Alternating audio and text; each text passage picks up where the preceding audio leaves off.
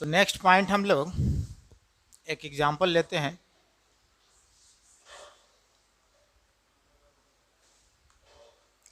एक example B R minus aqueous B R O 3 minus और H plus aqueous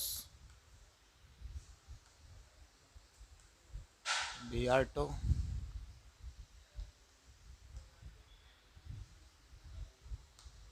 और H2O liquid. चलो इसको बैलेंस करो तो बैलेंस है इक्वेशन, बैलेंस तो नहीं दिख रहा है। अब इसको बैलेंस कर लो। यहाँ पे कितने बी आर हो गया 2, इधर कितना बी आर 2, बैलेंस है। ऑक्सीजन अगर देखा जाए तो इधर 3 और इधर कितना ऑक्सीजन 1 है, तो इसको बैलेंस कर लेते हैं। तो ऑक्सीजन आ जाएगा यहाँ पे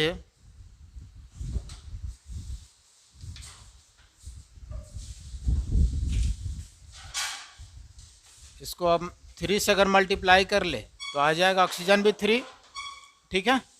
अब हाइड्रोजन आ गया कितना 6 इधर, तो 6 लिख सकते हैं, बैलेंस हो गया।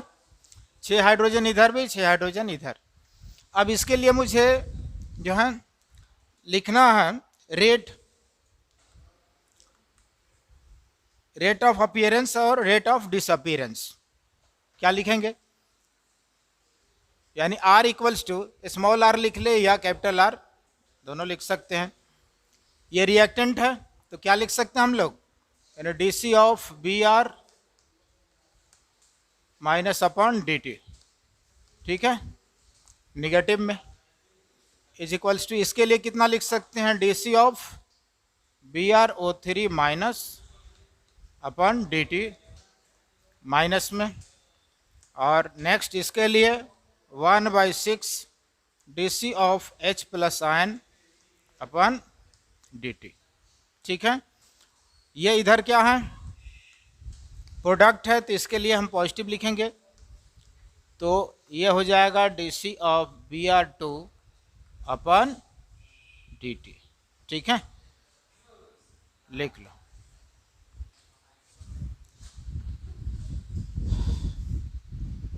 अब ये एक्वस फेज में है तो इनके लिए हम लोग लिखे, यहाँ पे देखो ये वाटर के लिए भी तो लिखना चाहिए, लेकिन इसके लिए हम लोग नहीं लिखेंगे और इसके लिए वैलिड ही नहीं होगा, यानी आर इक्वल्स टू लिखना चाहिए हम लोग को इसके लिए भी 1/3 plus D C of H2O upon D T, जबकि इसके लिए ये वैलिड नहीं होता है।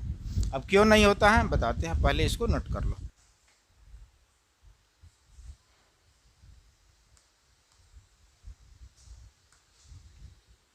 इन सब का स्टोइचियोमेट्रिक कोएफिशिएंट कितना है, इसका 1 है, इसका भी 1 है, इसका 6 है, इसका 1 है, उसका 3 है। तो इन सब में हम लोग क्या करते हैं, रेट को इक्वलाइज करने के लिए हम लोग स्टोइचियोमेट्रिक कोएफिशिएंट से डिवाइड कर रहे हैं, यानी इसको हम 1 से डिवाइड करें तो कोई अंतर पड़ेगा, वहीं रहेगा। इसको भी अब यहाँ पे हम लोग इसका स्टोइचियोमेट्रिक कोएफिशिएंट 6 है तो 6 से डिवाइड किए, यानी 1/6 इंटू डी टी, ठीक है। और यहाँ पे इसका भी 1 है तो वहीं रह जाएगा, और इसको अगर 3 से करते हैं तो ये आ जाएगा। लेकिन इसके लिए हम लोग ये रेट का जो है इक्वेशन नहीं लिखेंगे। और क्यों नहीं लिखेंगे, तो यहाँ पे देखो ये सिंबॉलिक फॉर्म में लिखा गया, क्या है, लिक्विड फेज में है ना, वाटर क्या है, लिक्विड फेज में है, और इधर क्या है, सभी एक्वस फेज में है। तो जो हम लोग यहाँ पे D C upon D T, ऐसे जितने भी हम लोग चेंज दिखा रहे हैं डी सी की जगह पे है ना, D C upon D T की जगह पे है, change in concentration of B R O 3 minus change in concentration of H plus ion, तो ये चेंज हम दिखा रहे हैं ना, ये क्या है, प्योर है ना। तो प्योर होने की वजह से यानी इसका चेंज इन कंसंट्रेशन क्या होगा, नेग्लिजिबल, तो इसीलिए इसके लिए ये वैलिड नहीं होगा। ये सब एक्वस में है तो ये चेंज करेगा, तो इसीलिए इन सब के लिए हम लोग ये लिखेंगे और ये इक्वेशन लिखेंगे। बट ये प्योर है तो इसका चेंज इन कंसंट्रेशन नेग्लिजिबल होगा, जिसकी वजह से ये वैलिड नहीं होगा, ठीक है।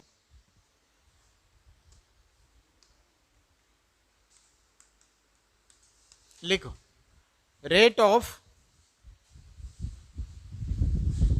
rate of reaction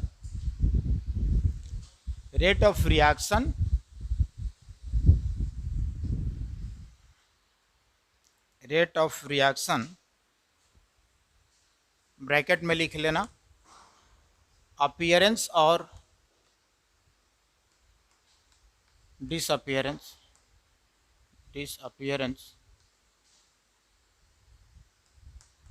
ठीक है। तो rate of reaction for water यानी H2O, rate of reaction for water can not be used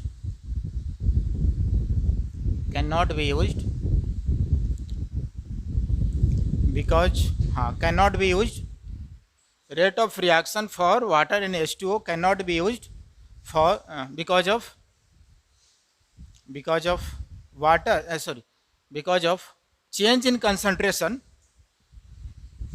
because change in concentration of pure water, change in concentration of pure water is negligible,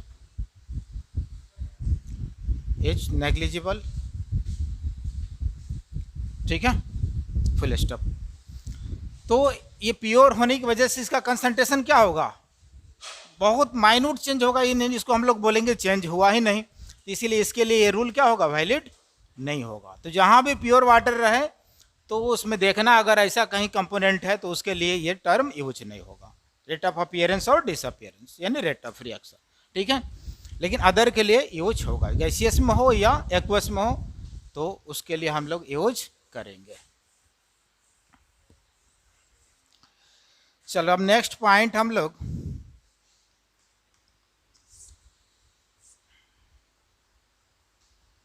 rate law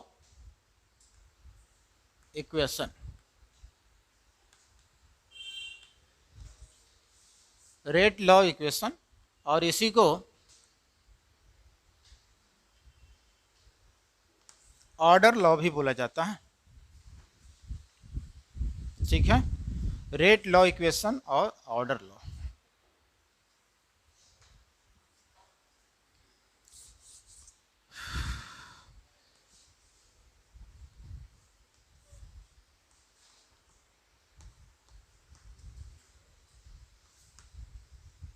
जो भी हो यहाँ पे suppose एक मैं equation consider कर लिया, सपोज ऐसे दिया हुआ है A + 2B और प्रोडक्ट कितने मोल बना रहा है, 3 मोल। तो इसके लिए हम लोग रेट ऑफ रिएक्शन अगर लिखते हैं तो R इक्वल्स टू, यानी R इक्वल्स टू, मैं लिख रहा हूँ R is directly proportional to concentration of A into concentration of B, ठीक है। अब इसमें पावर में यहाँ पे x और यहाँ पे y रख लिया, ठीक है। अब ये प्रोपोर्शनल साइन को हटाएंगे तो आ जाएगा R equals to K into A to the power x और B to the power y, ठीक है। तो ये इक्वेशन हम लोग लिखे ओवरऑल रिएक्शन के लिए। रेट ऑफ रिएक्शन कितना आया कि R is directly proportional to concentration of reactant A and concentration of reactant B, यानी product concentration of reactant A and B and raise to the power x and y। x के respect में x order है और y के B के respect में order कितना है, y। लेकिन क्या कहीं इस इक्वेशन में x y दिख रहा, नहीं दिख रहा। तो x y कैसे आ गया, तो x y जो ऑर्डर यहां पे बता रहा है क्या है, A रिएक्टेंट A के रिस्पेक्ट में ऑर्डर ऑफ रिएक्शन है और B के रिस्पेक्ट में ऑर्डर ऑफ रिएक्शन y है, यानी x एंड y क्या हुआ यहां पे, A और B रिएक्टेंट के लिए ऑर्डर ऑफ रिएक्शन, ठीक है। तो आयनिक या इक्विलिब्रियम चैप्टर जो पढ़ा होगा उसमें एक टर्म आया होगा, एक पॉइंट आता है वहां पे लॉ ऑफ मास एक्शन, पढ़े हो ना इक्विलिब्रियम चैप्टर में, तो वही रूल यहाँ पे फॉलो करता है, यहाँ भी उसी के अकॉर्डिंग हम लोग निकालते हैं। तो ऑर्डर ऑफ रिएक्शन, जो रिएक्शन का ऑर्डर हम लोग यहाँ पे एक्स वाई कंसिडर किए हैं, ये एक्सपेरिमेंटली डिटरमाइन किया जाता है, थ्योरेटिकली यानी आप इक्वेशन देखकर जैसे यहाँ पे कुछ नहीं है तो 1, इसका मीनिंग कि x की जगह पे 1 और y की जगह पे 2, ये नहीं होगा। इक्वेशन देकर आप ऑर्डर ऑफ रिएक्शन डिटरमाइन नहीं कर सकते हो, ये एक्सपेरिमेंटल टर्म है, एक्सपेरिमेंटली डिटरमाइन करके यहाँ पे लिखा गया है। ठीक है, तो जो भी इक्वेशन रहेगा उसमें गिवन रहेगा और एक्सपेरिमेंटली उसके अकॉर्डिंग हम लोग निकालेंगे, और नहीं गिवन रहेगा तो मेंशन रहेगा, उसके अकॉर्डिंग हम लोग लिख सकते हैं। ठीक है, या कुछ कंडीशन या कुछ डेटा दिया हुआ रहेगा उसके अकॉर्डिंग हम लोग निकालेंगे। इसी आज हम लोग निकालेंगे, इस चैप्टर में देखेंगे ऑर्डर कैसे हम लोग कैलकुलेट करेंगे। तो इसका मीनिंग क्या हुआ, रेट लॉ ऑफ इक्वेशन या ऑर्डर लॉ, इसको हम लोग जो बोल रहे हैं, तो लॉ ऑफ मास एक्शन के अकॉर्डिंग यहाँ पे rate of reaction is proportional to the product of concentration of reactant and raise to the power x and y with respect to a reactant and reactant b। ठीक है, तो एक point में लिख लेना इसका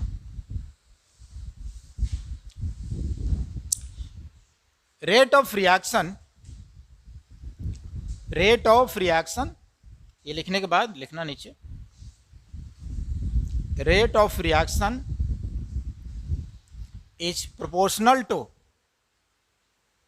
rate of reaction is proportional to rate of reaction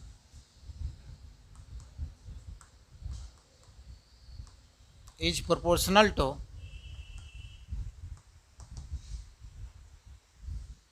ठीक है, is proportional to the product is proportional to the product of concentration of reactant, product of concentration of reactant is proportional to the product of concentration of reactant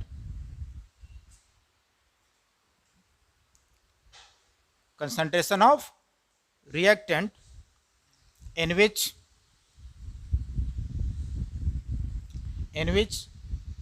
order is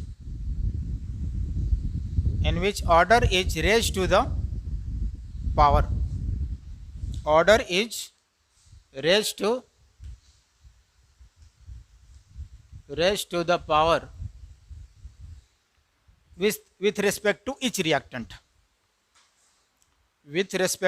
reactant, ये यहां से ये definition आ रहा है कि क्या देख रहे हैं हम लोग, जो भी रिएक्टेंट रहेगा, सपोज 3 रहता तो तीनों का कुछ ना कुछ ऑर्डर होता।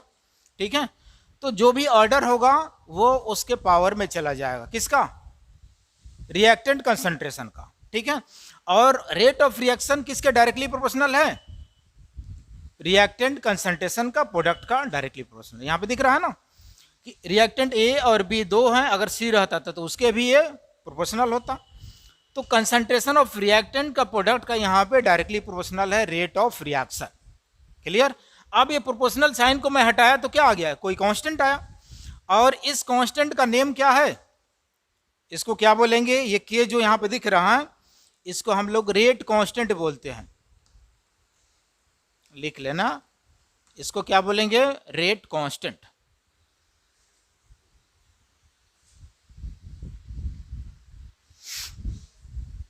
क्या हुआ, वैल्यू, ये तो डिफरेंट होगा, फिक्स थोड़े होगा, वो हम लोग आगे निकालेंगे। डिफरेंट रिएक्शन के लिए डिफरेंट होगा। ठीक है,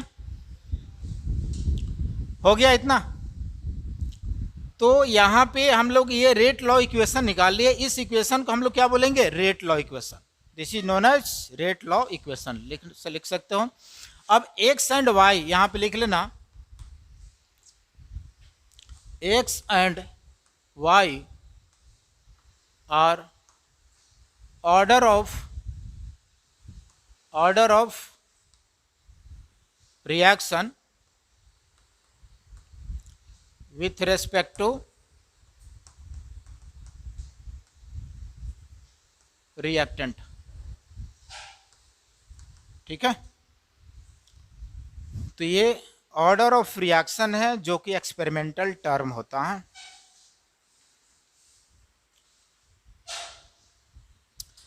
अब इस चैप्टर में order of reaction different different types का ऑर्डर यानी काफ़ी इंपॉर्टेंट है। जीरो ऑर्डर रिएक्शन भी पढ़ना है, first order reaction, second order reaction, third order reaction and nth order reaction. ठीक है, 4 टाइप्स के इसमें ऑर्डर ऑफ रिएक्शन पढ़नी है, और उन सब में ज़्यादा इंपॉर्टेंट जो है जीरो ऑर्डर और फर्स्ट ऑर्डर रिएक्शन है। तो आगे हम लोग देखेंगे एक एक करके, बट इसको यहाँ पे अब के जो टर्म है इसको हम रेट कांस्टेंट बोल रहे हैं, और दूसरा इसका नेम स्पेसिफिक रिएक्शन कांस्टेंट भी बोला जाता है। ठीक है, तो अगर यहाँ पे मैं इन जो भी रिएक्टेंट को मैं लिया हूँ, इन दोनों का अगर मैं कंसंट्रेशन 1 ले लूँ, यानी एक पॉइंट लिख लेना, if concentration of reactant A and B are taken as unity, then R will be equals to क्या, K हो जाएगा। अब ऑर्डर कुछ भी हो, 1 2 3 4 कुछ भी हो, लेकिन अब इसका कंसंट्रेशन अगर 1 मैं रख दूं तो 1 का पावर कुछ भी करो क्या में आएगा, 1 ही रहेगा। तो क्या हो जाएगा, अगर concentration of reactant A and B का मैं यूनिट ले लूँ, 1 1 ले लूँ, तो कितना हो जाएगा, R will be equals to K, यानी rate of reaction will be equals to rate constant. इस कंडीशन पे क्या मिलेगा, R K का इक्वल। ठीक है, तो यहाँ पे जो आ रहा है K, तो यूनिट कंसंट्रेशन पे आ रहा। ठीक है, तो लिख लेना एक पॉइंट में अगला, at unit concentration of reactant,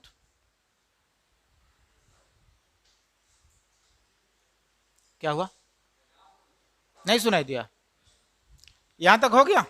चलो आगे लिखो, at unit concentration of reactant, at unit concentration of reactant the rate of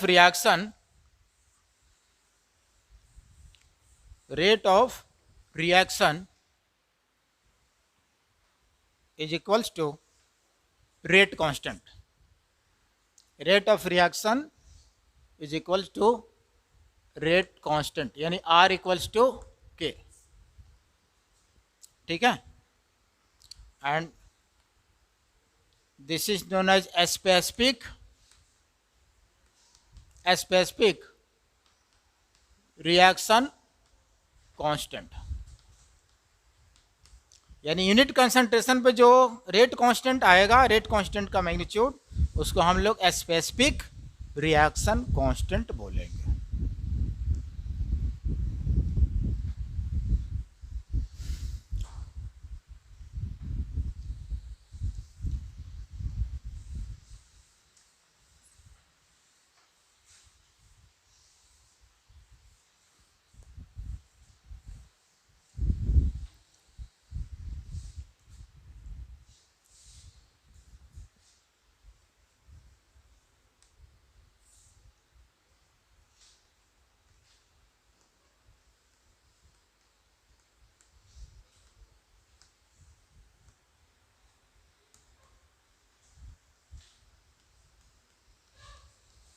चलो यहां पे लिख लेना, कैरेक्टरिस्टिक्स ऑफ रेट कांस्टेंट, यानी के क्या, यानी के का क्या क्या इंपॉर्टेंस है,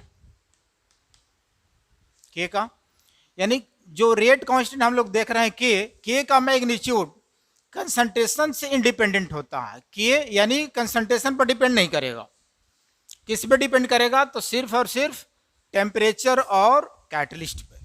तो लिख लेना, पॉइंट लिखना फर्स्ट में, the value of rate constant, the value of rate constant के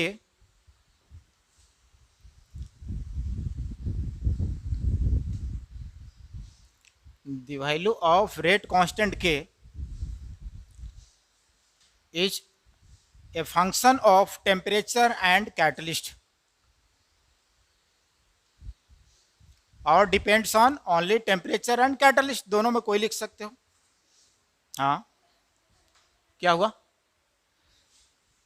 यानी के का जो मैग्नीट्यूड है वो किस पर डिपेंड करेगा, के का प्रॉपर्टीज किस पे डिपेंड करेगा, तो सिर्फ और सिर्फ टेम्परेचर और कैटलिस्ट पे, ठीक है। तो यहां पे लिख सकते हो the value of rate constant K depends only on temperature and catalyst, या दूसरा ये भी लिख सकते हो the K is a function of temperature and क्या कैटलिस्ट, लिख लो, दोनों में कोई लिख सकते हो। हो गया, हो गया सबका। Function of temperature and catalyst, temperature and catalyst. Catalyst का नाम नहीं सुने हो? कैटलिस्ट क्या होता है? कैटलिस्ट एक तरह का सब्सटेंस है जो खुद में किसी तरह का चेंजिंग नहीं लाता है, बट रिएक्शन रेट को चेंज कर देता है, ठीक है।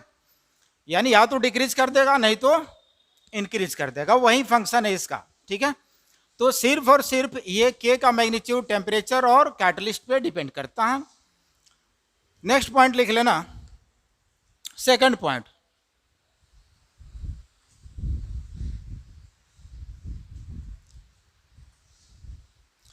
रेट कांस्टेंट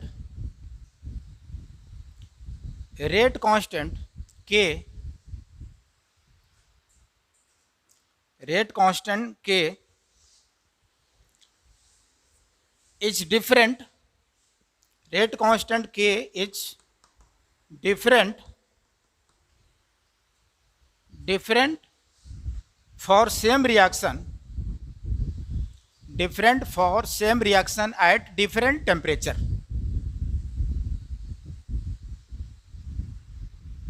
ठीक है। यानी एक ही रिएक्शन के लिए के का मैग्नीट्यूड क्या होगा, के का वैल्यू डिफरेंट होगा, किस कंडीशन पे, जब टेम्परेचर में चेंज कर दो। यानी डिफरेंट टेम्परेचर पे के का मैग्नीट्यूड भी क्या होगा, क्योंकि सिर्फ और सिर्फ टेम्परेचर और कैटलिस्ट पे ही डिपेंड कर रहा, ठीक है। नेक्स्ट पॉइंट लिख लेना, each reaction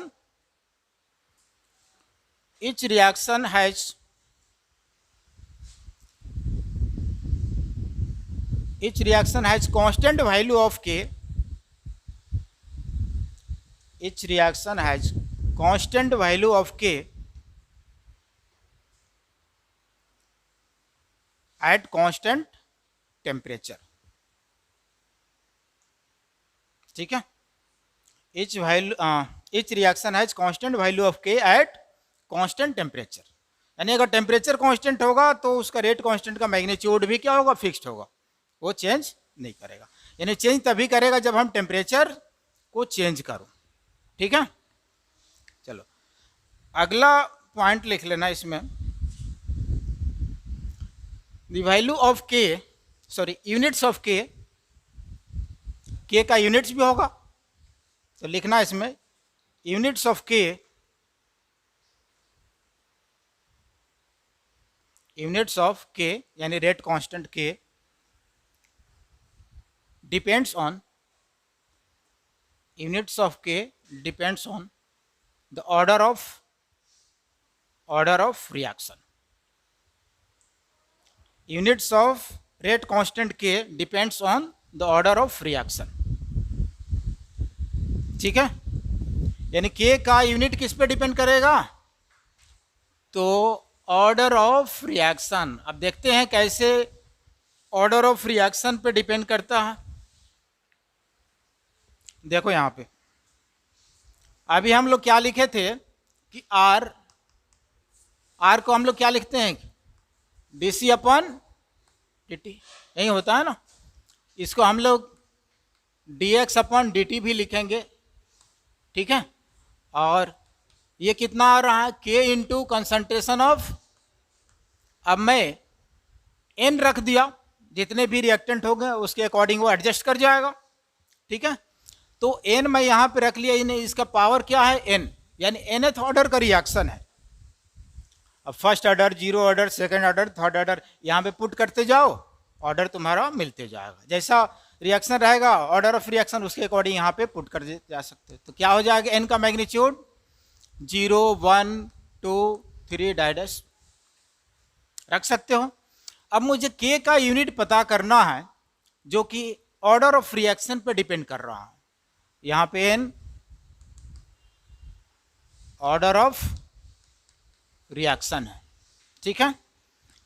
तो इसके लिए हम लोग, इसका यूनिट तो पता है, रेट है dC/dt, क्या हो जाएगा, मोल पर लीटर पर टाइम। तो इसका यूनिट मैं क्या लिख लूं, मोल पर लीटर पर टाइम इज इक्वल्स टू क्या, के और N2, ये क्या है, कंसंट्रेशन है ना, तो कंसंट्रेशन को C में लिख लिया, यानी इसको भी मैं डायरेक्ट लिख लिया क्या, mole per litre the whole power N लिख सकता हूं।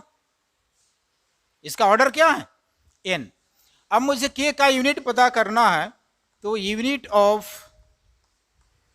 K क्या करें इसके लिए, तो K इक्वल्स टू मुझे क्या मिल जाएगा, मोल पर लीटर पर टाइम अपन इधर कितना आ जाएगा, mole per litre the whole power N। इसका पावर कुछ नहीं तो 1 ले सकते हैं, इतना तो ले सकते हैं ना।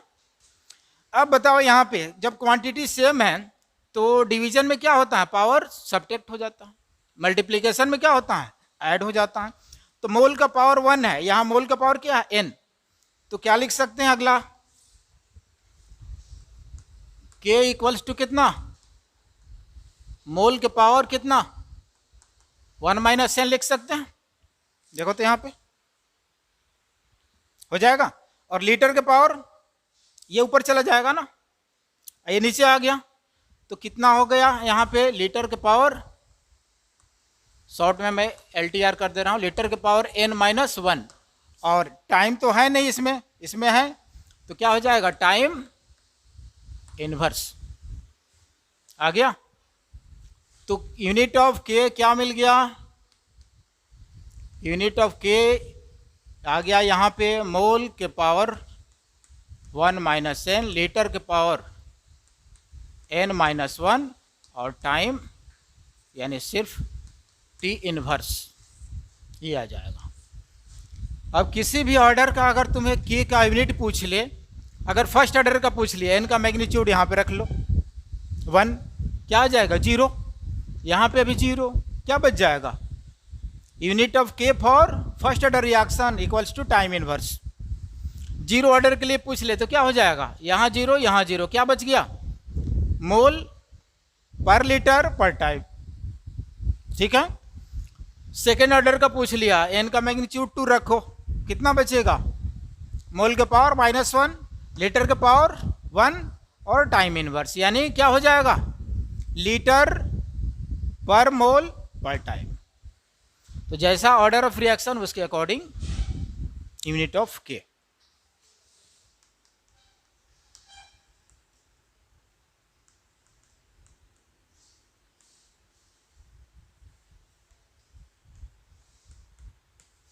तो फर्स्ट ऑर्डर रिएक्शन के लिए N का मैग्नीट्यूड 1, तो यूनिट ऑफ K हो गया टाइम इनवर्स, वहाँ पे 0 हो जाएगा। इसी तरह से अगर यहाँ पे पूछ लिया सेकंड ऑर्डर रिएक्शन, तो इसके लिए N का मैग्नीट्यूड 2 और K का यूनिट क्या हो जाएगा सेकेंड ऑर्डर के लिए, तो यहाँ पे मोल पर लीटर पर टाइम।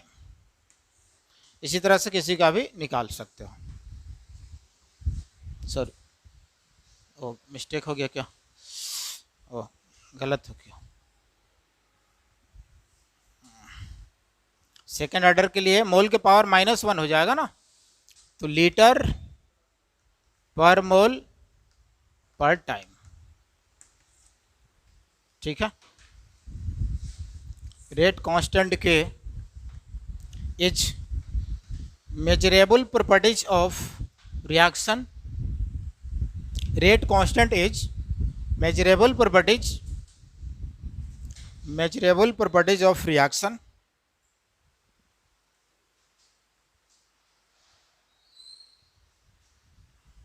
ठीक है। मेजरेबल प्रॉपर्टीज ऑफ रिएक्शन विच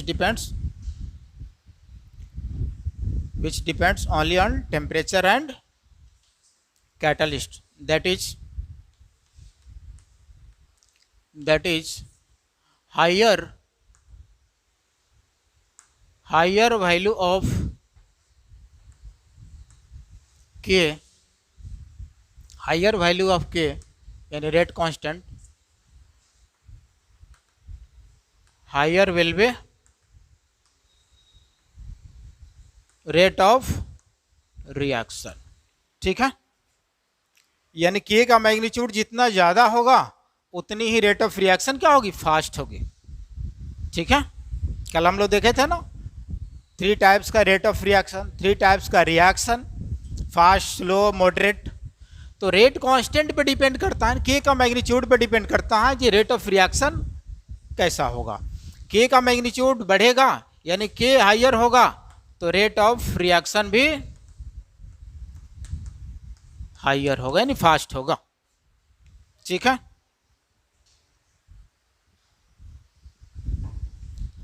तो यहां से थ्योरेटिकल क्वेश्चन सॉल्व कर सकते हो।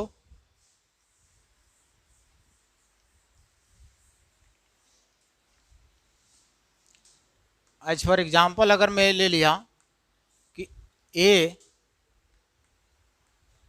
बी और ए प्रोडक्ट सी बना रहा है, इसके लिए K1 दे दिया। सेकंड में यहां पे दे दिया A प्लस 2B और यहाँ पे C प्लस D इस तरह का दे रहा है, और इसके लिए सपोज K2 दे दिया। थर्ड इक्वेशन सपोज ये दे दिया K3 और ऐसे दे दिया। ठीक है, और इसमें मेंशन कर दिया है कि ये फास्ट है, ये स्लो है, और इसमें वेरी फास्ट। अब बताओ रिलेशन क्या आएगा K1, K2 और K3 में, अगर ऐसे दिया हुआ है क्या आ जाएगा। ऐसे रिएक्शन देकर के उसमें मेंशन कर दिया K1, K2, K3 दे दिया रेट कांस्टेंट, इसके लिए फास्ट बोल दिया, ये स्लो है और ये वेरी फास्ट है।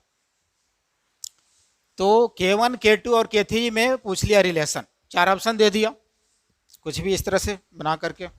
सपोज ए में दे दिया K1 equals to K2 equals to K3, B option दे दिया K1 greater than K2 greater than K3, और सी ऑप्शन दे दिया K3 greater than K1 greater than K2, और डी ऑप्शन दे दिया, डी ऑप्शन में दे दिया K3 greater than K2 greater than K1। चलो बताओ क्या होगा रिलेशन, कौन सा करेक्ट होगा, कौन सा, डी, कौन सा, डी होगा।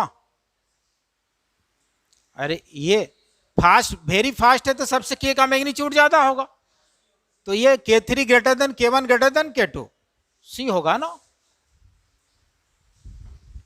ठीक है, अभी मैं यहां पे लिख चुका हूं जिसका के का मैग्नीट्यूड हायर होगा रेट ऑफ रिएक्शन भी उसके लिए हाई फास्ट होगा। ठीक है, तो यहां पे ऑलरेडी दिया वेरी फास्ट है, स्लो है रिएक्शन।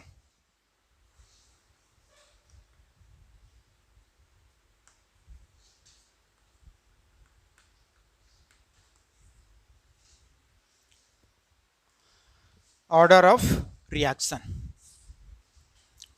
तो जैसे हम लोग इसके पहले एक इक्वेशन लिए थे और उसमें क्या निकाले थे, तो R equals to K into x to the power x, A to the power x and B to the power y, यही लिखे थे ना। तो यहाँ पे हम लोग कंसिडर भी किए थे कि where x and Y are the order of reaction with respect to reactant A and B। ठीक है, ए और बी के रेस्पेक्ट में ऑर्डर ऑफ रिएक्शन, ए के रेस्पेक्ट में एक्स माना गया है और बी के रेस्पेक्ट में वाई कंसिडर किया गया है। ठीक है, तो ये पार्टिकुलर ए के रेस्पेक्ट में ए है और बी के रेस्पेक्ट में वाई है, लेकिन ओवरऑल ऑर्डर ऑफ रिएक्शन कितना होगा। ठीक है, तो ऑर्डर एक्चुअली ये एक्सपेरिमेंटल टर्म है, तो पहले लिख लेना इसमें, order is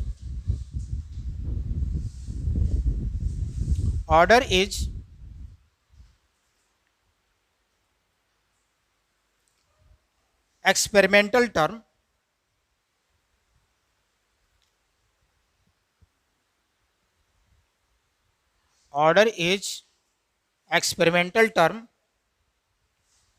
which cannot be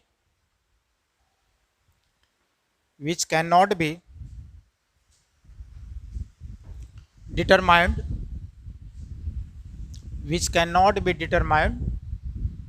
from the given balanced equation, which cannot be determined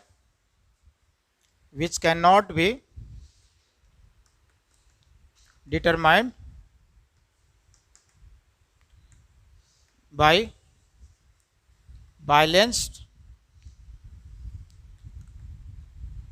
given balanced equation. ठीक है,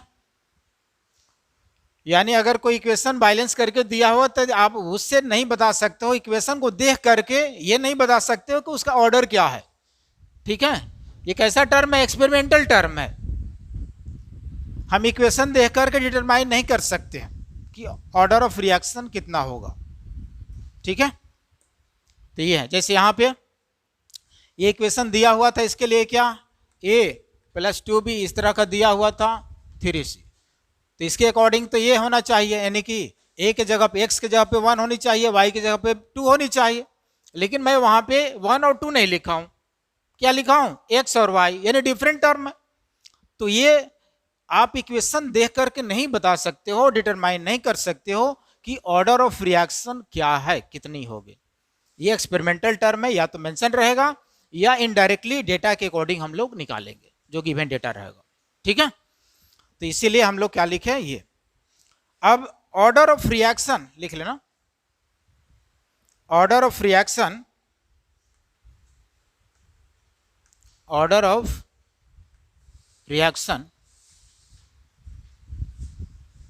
may be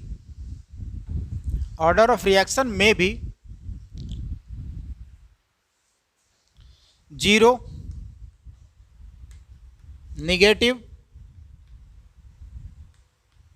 पॉजिटिव और फ्रैक्शन। तो ऑर्डर ऑफ रिएक्शन फ्रैक्शनल भी हो सकता है, पॉजिटिव भी हो सकता है, नेगेटिव और जीरो भी हो सकता है। ठीक है, नेक्स्ट पॉइंट लिख लेना,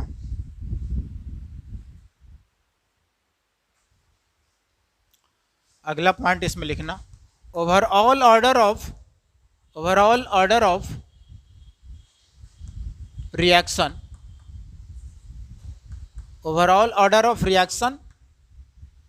नेवर बी नेगेटिव। ठीक है,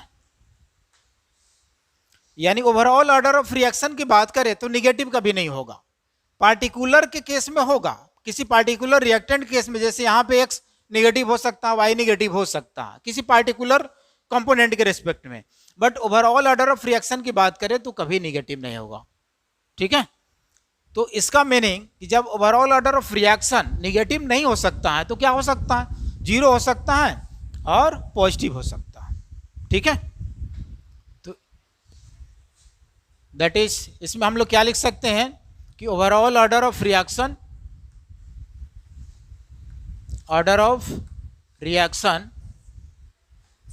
में बी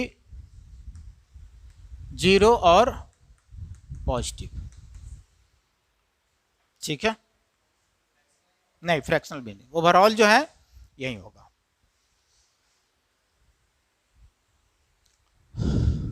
तो इस केस में इस इक्वेशन के लिए क्या हो जाएगा? Overall order of reaction. इसमें अगर देखा जाए, इसको अगर मैं इक्वेशन फर्स्ट मान लिया तो फ्रॉम इक्वेशन फर्स्ट से क्या मिल जाएगा? Overall order of reaction x plus y. ठीक है, ऐड कर देनी है।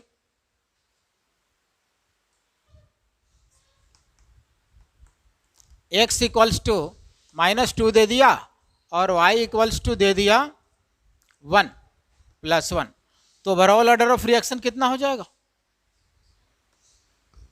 Overall order of reaction x + y, यानी ये कितना हो गया? कितना? -1, जो कि गलत है। -1 नेगेटिव नहीं हो सकता है, ठीक है, ये गलत होगा। यानी यहाँ पे जब भी होगा तो 0 हो सकता है और पॉजिटिव हो सकता है। यानी x इक्वल्स टू 2 ले लिया और y इक्वल्स टू -1, तो ये वैलिड हो जाएगा। तो ओवरऑल ऑर्डर ऑफ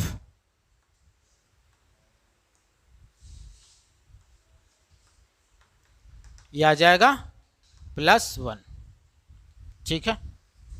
पॉइंट इसमें लिख लेना, ऑर्डर ऑफ रिएक्शन यानी क्या हो जाएगा?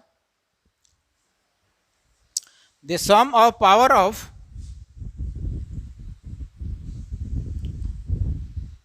ऑर्डर ऑफ रिएक्शन के लिए लिखना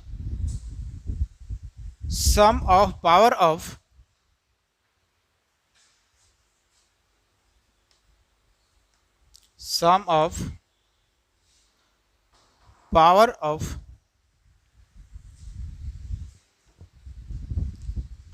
order of reaction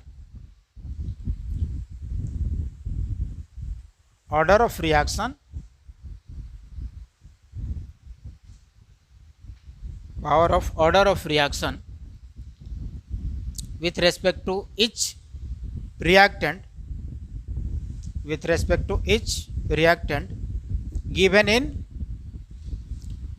in rate law equation, इसको क्या बोलते हैं हम लोग? रेट लॉ इक्वेशन बोलते हैं ना। तो रेट लॉ इक्वेशन में जो भी रिएक्टिंग पार्टिकल्स का ऑर्डर जो दिया गया है, पावर जो दिया गया है, इसका सम कर देंगे तो मुझे ऑर्डर ऑफ रिएक्शन मिल जाएगा। चलो मैं एक क्वेश्चन ले रहा हूं। सपोज कि यहां पे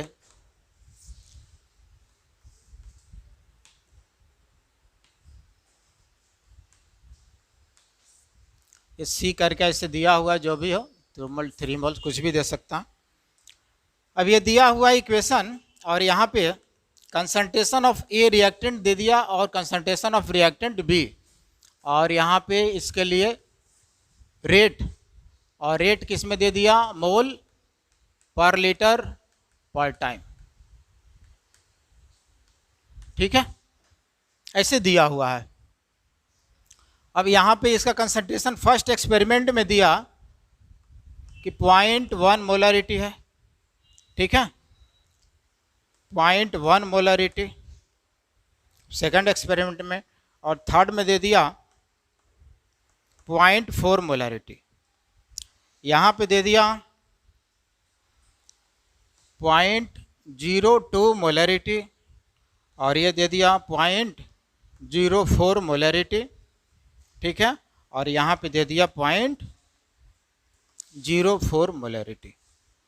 रेट में ये यहाँ पे दे दिया 1 × 10⁻⁻5, यहाँ पे 2 × 10⁻⁻5, और ये दे दिया 8 × 10⁻⁻5। ये दिया हुआ डेटा, ठीक है। अब यहाँ पे ये भी दे दिया कि रेट लॉ इक्वेशन, इस इक्वेशन के लिए rate law equation is R equals to K × A⁴x and B⁴y और x, ठीक है, ये दे दिया। अब इसमें से पूछ लिया आपसे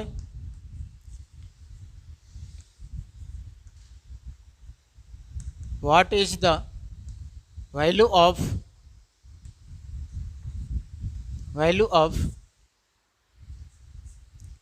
के, फर्स्ट में पूछ लिया के, सेकंड में पूछ लिया ऑर्डर ऑफ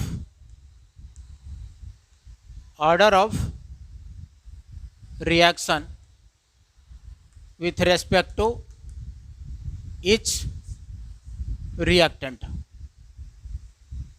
ठीक है। थर्ड में पूछ लिया ओवरऑल ऑर्डर ऑफ रिएक्शन। ठीक है, चलो ये 3 क्वेश्चन पूछ लिया, ये दिया हुआ डेटा वगैरह, यानी एक्स वाई भी कैलकुलेट करनी है, ओवरऑल भी कैलकुलेट करनी है, और के का मैग्नीट्यूड भी कैलकुलेट करनी है। कैसे निकालोगे, क्या होगा?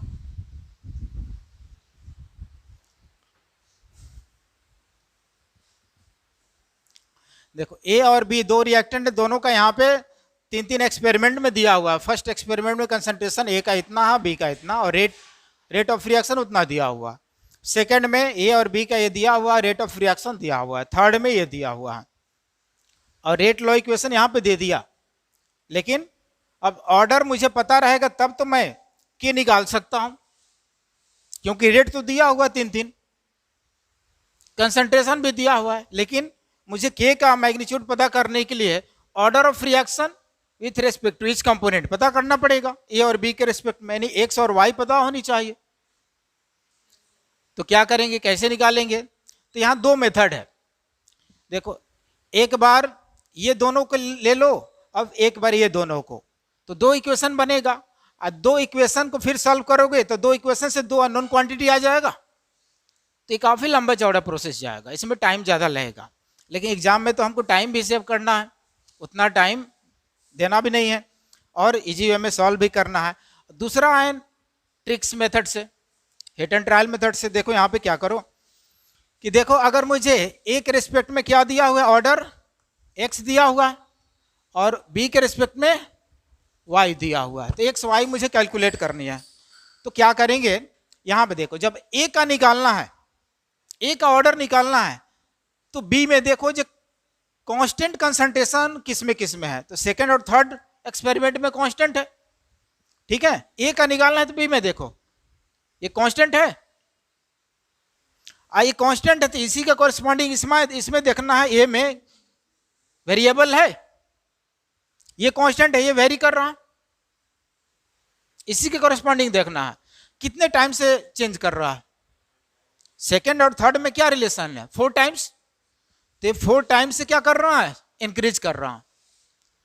तो इसी के कॉरेस्पॉन्डिंग यहां पे देखो रेट में, तो रेट में कितने टाइम से इंक्रीज कर रहा है, 4 टाइम्स से। आया समझ में?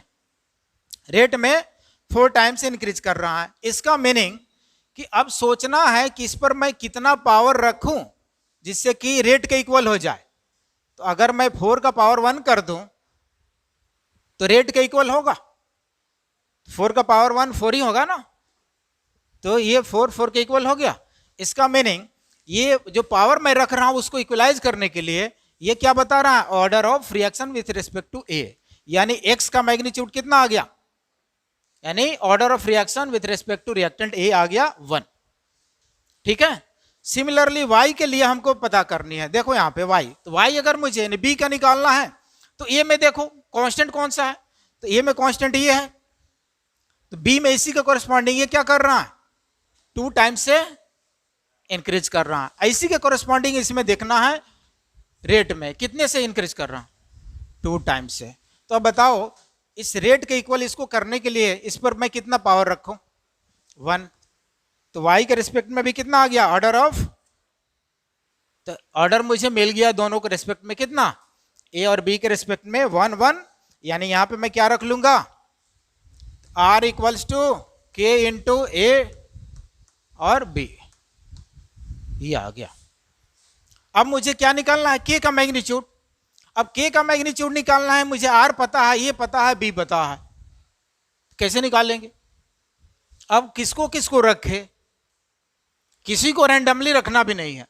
अब मुझे के का मैग्नीट्यूड पता करने के लिए देखो यहां पे ध्यान दो, अगर मैं आर का मैग्नीट्यूड ये फर्स्ट एक्सपेरिमेंट का ले रहा हूं तो एसी का कॉरेस्पॉन्डिंग ये कंसंट्रेशन भी ए और बी का लेना होगा, यानी बी का कंसंट्रेशन ये लेंगे और ए का ये लेंगे। अगर मैं ये ले रहा हूं तो इसी के कॉरेस्पॉन्डिंग ये लेंगे कंसंट्रेशन, अगर ये मैं रेट लूंगा तो ये लेना पड़ेगा मुझे। आया समझ में? तो कोई एक रख लो, निकाल लो। ठीक है, तो के का मैग्नीट्यूड निकालने के लिए सपोज मैं फर्स्ट ले लिया आर, तो 1 × 10⁵ इक्वल्स टू के, आई इंटू ए कितना, ए का 0.1 पावर 1, अब बी का कितना 0.02 पावर 1।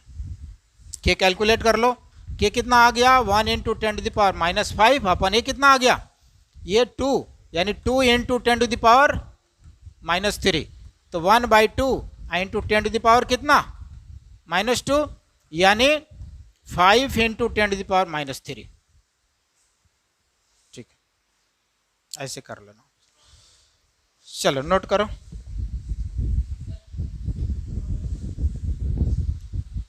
क्या हुआ, फिर से रिपीट कर, नोट कर लियो। चलो नोट करो, मैं एक बार रिपीट कर दे रहा हूं।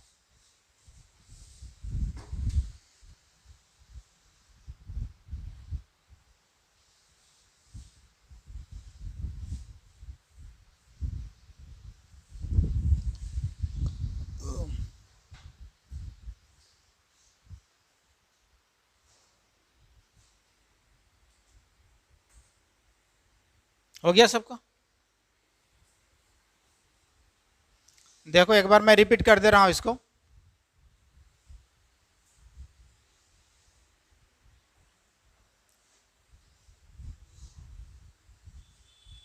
देखो यहां पे मुझे क्या निकालना है, यानी ए के रेस्पेक्ट में कितना ऑर्डर है x, और बी के रेस्पेक्ट में क्या लिया है y लिया है। तो x और y मुझे पता करना है। जब तक ये नहीं पता करेंगे तो मुझे k वगैरह नहीं पता कर सकते हैं हम लोग।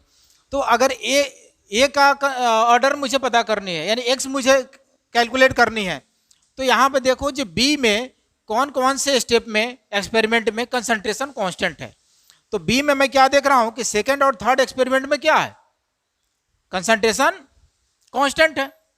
तो अब इसमें देख रहे हैं कि इसमें क्या है, इधर ये वेरिएबल है, कितना से चेंज कर रहा 4 टाइम्स, तो 4, और इसी के करस्पॉन्डिंग इधर मुझे क्या देखना है, रेट ऑफ रिएक्शन। तो ये भी कितना से चेंज कर रहा है 4 टाइम्स से। तो मुझे सोचना है कि इसके कंसंट्रेशन जो आया है, जितना से चेंज कर रहा है, इंक्रीज कर रहा है, इस पर मैं कितना पावर रखूं कि रेट के इक्वल हो जाए। तो 4 टाइम्स से उधर इंक्रीज कर रहा हूं, और इधर भी 4 टाइम्स से। इसका मीनिंग इस पर पावर मैं 1 रखूंगा तो 4 के इक्वल होगा, आएगा। इसका मीनिंग ये किसके लिए आ गया, ये पावर क्या बता रहा है, ऑर्डर ऑफ रिएक्शन ना, यानी क्या आ गया x इक्वल्स टू 1, यानी order of reaction with respect to reactant A मुझे मिल गया फर्स्ट ऑर्डर। ठीक है। सिमिलरली मुझे बी के केस में देखना है y के लिए, तो बी को निकालने के लिए मुझे ए में देखना पड़ेगा। तो ए में क्या है, ये कांस्टेंट है, तो इसी के कोरिस्पॉन्डिंग मैं ये इधर देख लूं कितना से इंक्रीज कर रहा है 2 से, और 2 से इंक्रीज कर रहा है, तो इसी के कोरिस्पॉन्डिंग मुझे इधर देखना पड़ेगा ये कितना से इंक्रीज कर रहा है 2 से। तो अब इस पर मैं कितना पावर रखूं कि इसके इक्वल हो जाए, तो इस पर भी 1, यानी y का भी मैग्नीट्यूड कितना आ गया, तो b के रिस्पेक्ट में भी ऑर्डर क्या आ गया फर्स्ट ऑर्डर, a के रिस्पेक्ट में भी फर्स्ट ऑर्डर। तो ओवरऑल ऑर्डर ऑफ रिएक्शन कितना x प्लस y कितना आ गया 2। ठीक है। अब इसी में मैं थोड़ा सा चेंज करके एक दूसरा दे रहा हूं, अपने से सॉल्व करना। यहां पे ये देखो,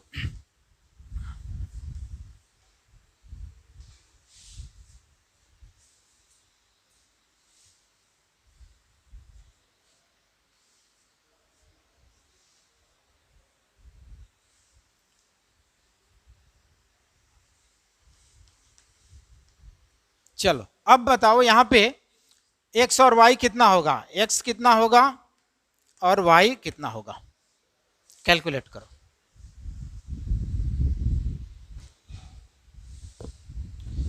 order of reaction with respect to reactant A and B कितना कितना होगा,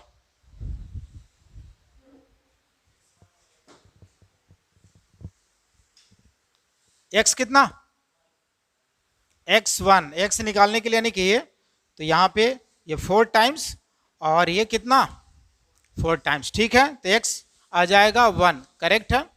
अब y मुझे पता करना है,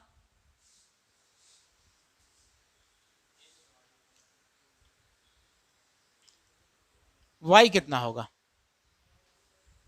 y के लिए मुझे इसमें देखना होगा। तो ये चेंज कर रहा कितना से 2 टाइम्स से, ठीक है, और ये कितना से 1 टाइम से, यानी कांस्टेंट है, चेंज नहीं कर रहा।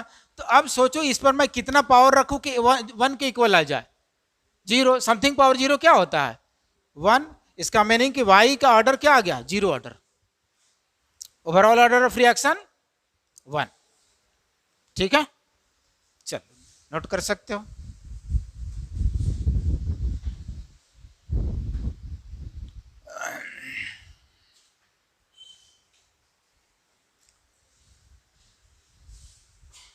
अब इसमें मैं 8 कर दे रहा हूं। चलो अब बताओ कितना होगा?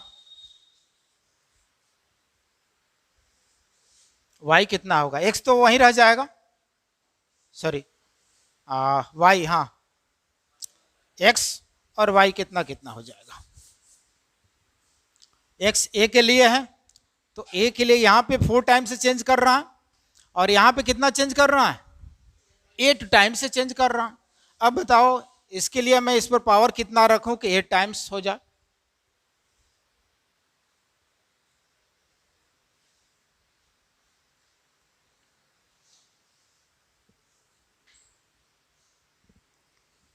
क्या हो जाए? इसको भी चलो मैं थोड़ा सा चेंज कर दे रहा हूं, इसको मैं 2 कर दे रहा हूं। अब बताओ, आसान हो जाएगा। ये 2 टाइम्स से, उधर कितना? 8 टाइम्स से, तो इस पर कितना पावर करूं कि जी आ जाएगा 8 के इक्वल 3। इसका मैंने ये किसके लिए है? x ना, तो x कितना आ गया? 3। अब इसके लिए ये तो वहीं रह जाएगा, 0 ही रह जाएगा ना। तो इस तरह से क्वेश्चन पूछे जाते हैं और उसमें इजी वे में निकाल सकते हो। जब ऑर्डर आ गया तो आप निकाल सकते हो, फिर उसका क्या ओवरऑल ऑर्डर ऑफ रिएक्शन के वगैरह का मैग्नीट्यूड पता कर सकते हो। अब फिर इस पे आगे हम लोग order of reaction, first order, second order, zero order, nth order, ये सारे हम लोग एक एक करके डिस्कस करेंगे। ठीक है।